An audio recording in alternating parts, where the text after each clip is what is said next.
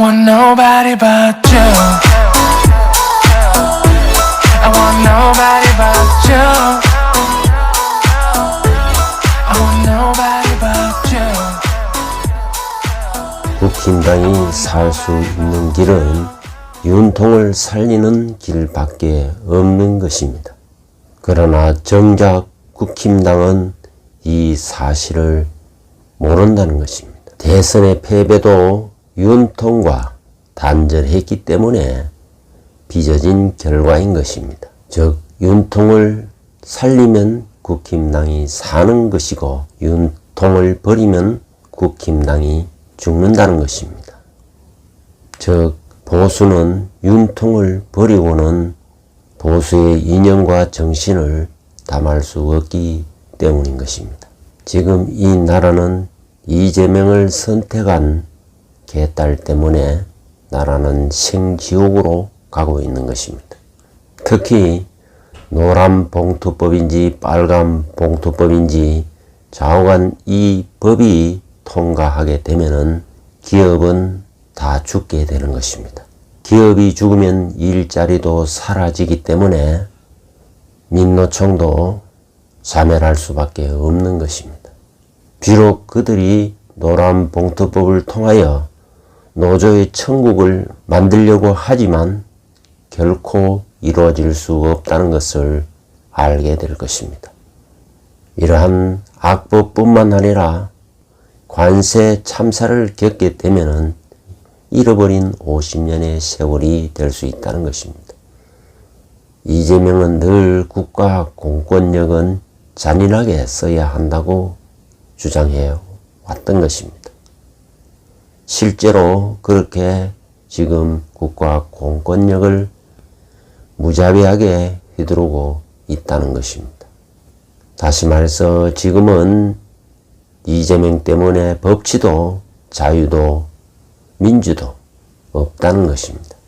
그야말로 정치적으로 복수하기 위하여 내란죄, 외환죄, 온갖 죄를 덮으시어 마녀 사냥을 하고 있다는 것입니다.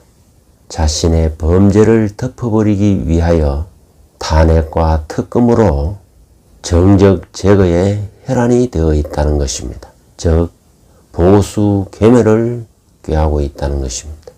여기에서 국힘당은 보수 우파를 지키기 위하여 처절한 투쟁을 해야 함에도 불구하고 아무런 저항도 야성도 없이 자멸해 가고 있다는 것입니다. 국힘당이 이러하니 존재할 필요도 없는 정당이라는 것입니다. 자연히 도태되어야 마땅한 것입니다. 자기 당의 대통령을 2번이나 탄핵시킨 당이라는 것입니다. 그 중심에는 희대의 악마 한동훈이가 있다는 것입니다. 그는 박근혜 대통령을 태블릿 PC 조작으로 감옥에 넣었고 자신을 키워준 윤석열 대통령을 내란범으로 탄핵하여 구속시킨 장본인이라는 것입니다. 지금까지 한동훈은 문재인의 사냥개였던 것입니다. 이런 사실도 모르는 보수 우파 국민은 한동훈의 사악한 혓바닥에 속았던 것입니다. 한동훈, 안철수가 있는 한 국민의힘당은 미래도 희망도 없다는 것입니다. 오로지 국힘당은 민주당의 이중대 역할만 하고 있는 것입니다. 지금의 비대위원장 송은석도 마찬가지인 것입니다. 결코 지금 국민의힘당은 보수 우파 국민의 이념과 철학을 담을 수 없다는 것입니다. 보수 우파 국민의 이념과 철학을 담고 나아가야 할 국힘당이 보수 우파 국민을 극우 몰이로 탄압하고 있다는 것입니다. 오로지 국힘당은 민주당의 간제비 역할만 하고 있을 뿐이라는 것입니다. 이재명의 머리와 가슴에는 국가도 국민도 없다는 것입니다. 오로지 자신의 범죄를 삭제하는 데 혈안이 되어 있을 뿐이라는 것입니다.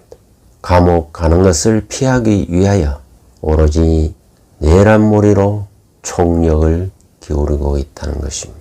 허구한 날 화염병이나 투척하고 방아를 일삼던 그들이 국가 운영을 한다는 것이 가당치 않다는 것입니다. 그러하니 외교 참사, 경제 참사, 관세 참사가 일어나는 것입니다. 윤통의 부활이 두려워서 윤통을 죽음으로 내몰고 있다는 것입니다.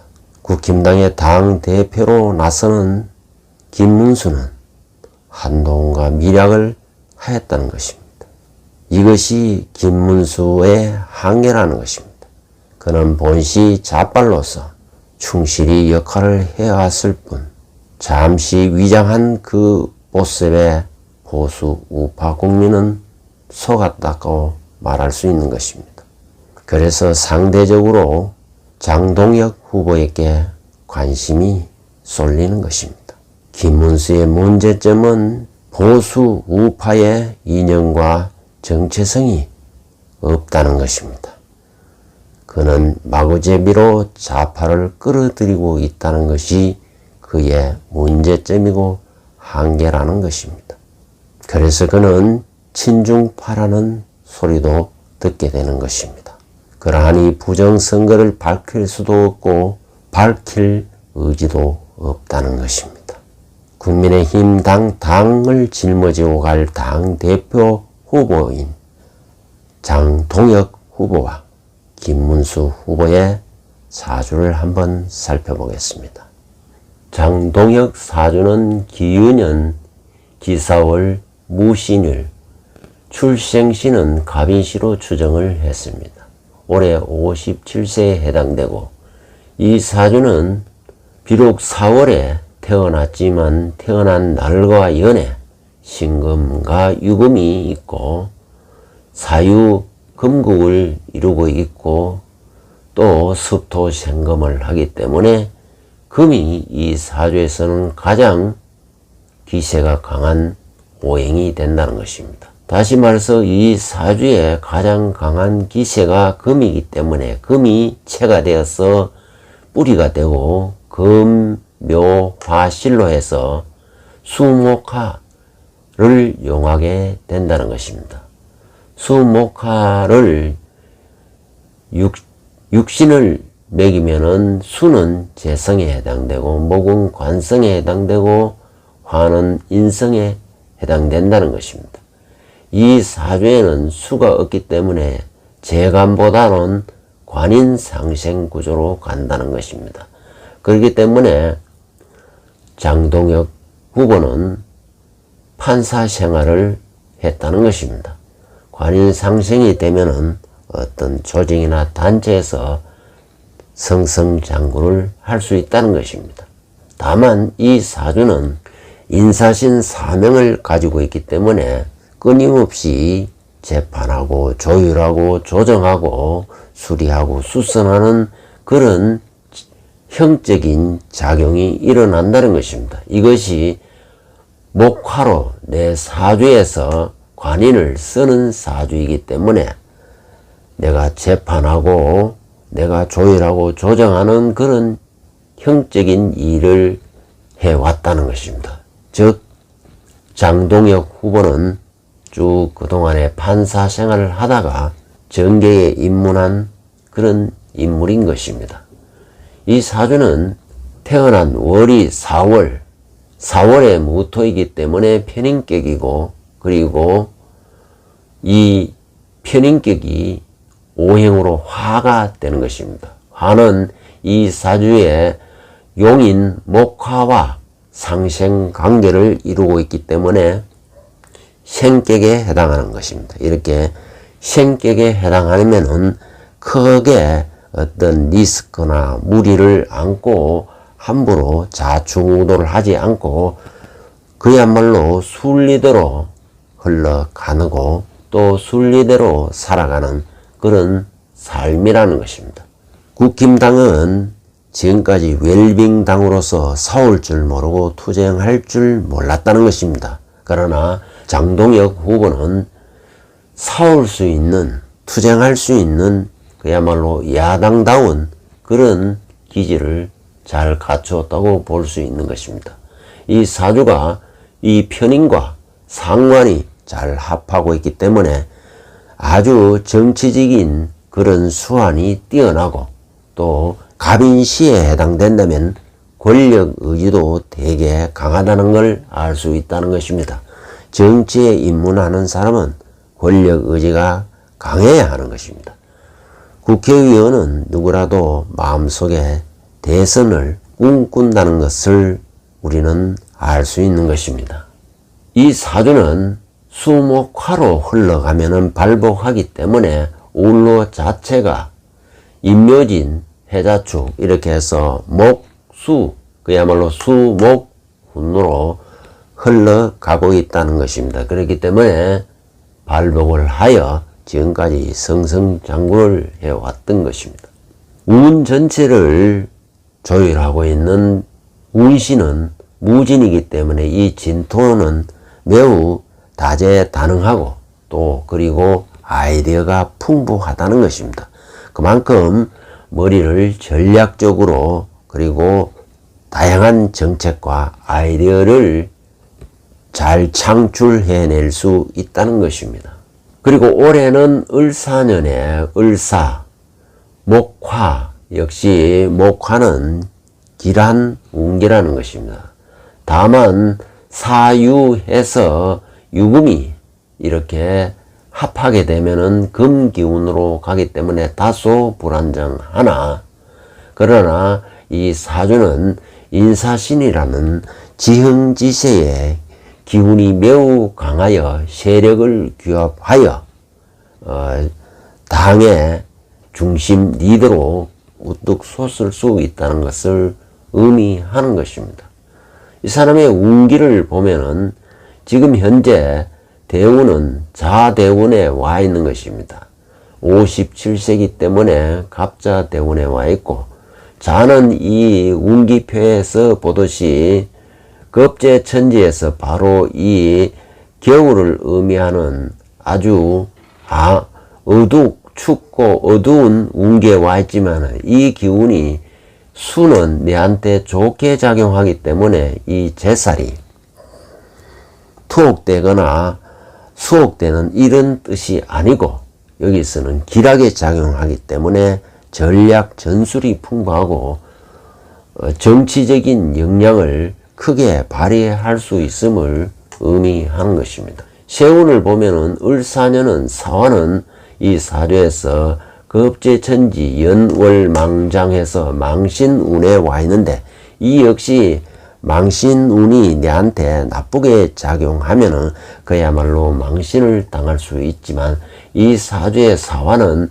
여기에서 용으로 작용하기 때문에 화는 바로 내 명예와 내 문서와 계약과 그런 학문을 의미하기 때문에 더욱더 내 자신의 위치가 올라가고 상승함을 의미한다는 것입니다.